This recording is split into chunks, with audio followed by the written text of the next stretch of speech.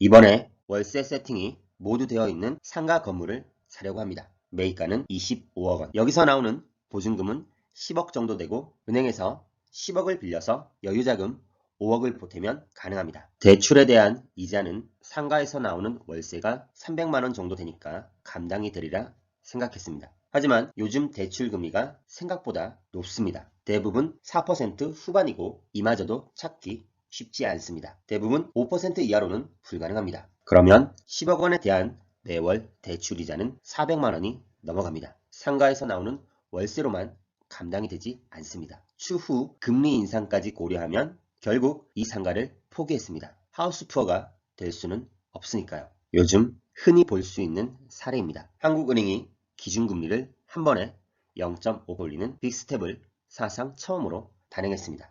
이에 따라 수익형 부동산에도 충격이 미치고 있습니다.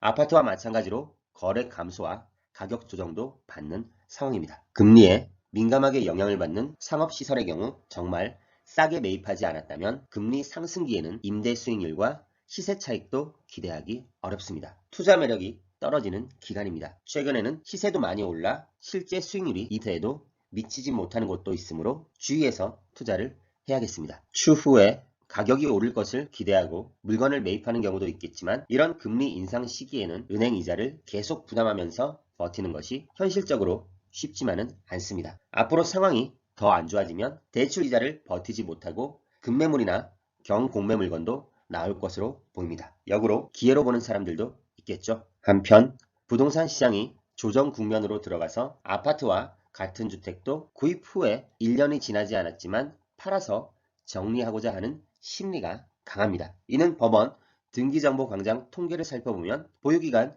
1년 이내 매도한 비율이 10%에 가깝게 나오는 것을 보면 알 수 있습니다. 거래를 모두 합쳐 보유기간 3년 이하의 거래 비중은 26%나 됩니다. 역시 이렇게 빠르게 매도를 하는 이유는 대출 원리금 부담이 큽니다. 저금리로 인한 주택담보대출 금액이 늘어남에 따라 이를 이용해서 대출을 끼고 투자 목적으로 구입했던 물건들이 많았습니다. 2020년부터 증가한 주택담보대출액은 2021년까지 계속 증가했습니다. 영혼까지 끌어모아 대출을 한다는 영끌 열풍이 있었죠. 하지만 이제 단기 급등한 금리로 처분 압박이 커진 겁니다. 실제로 기준금리 인상에 따라 가계대출의 대출 비중에서 저금리 구간의 대출액 비중이 대폭 감소했습니다. 현재 추가 금리 인상의 예고, 물가 상승 및 경기 둔화 등의 거시적인 경제 이슈들로 인해서 부동산 거래 시장은 예전과 같은 활기를 기대하는 것은 어렵습니다. 금리 인상으로 집값 하락에 대한 우려와 보유한 부동산의 부담으로 너도나도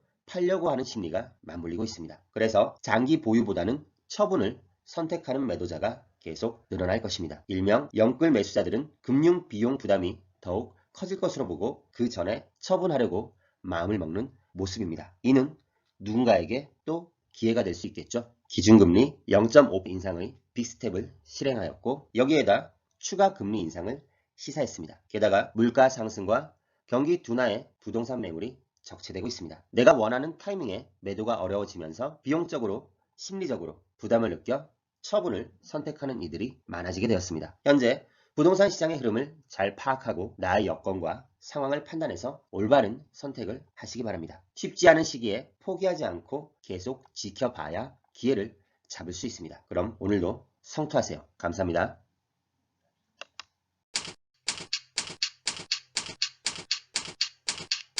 아래 메일 주소로 보내주시면 빠르게 답변 드리겠습니다.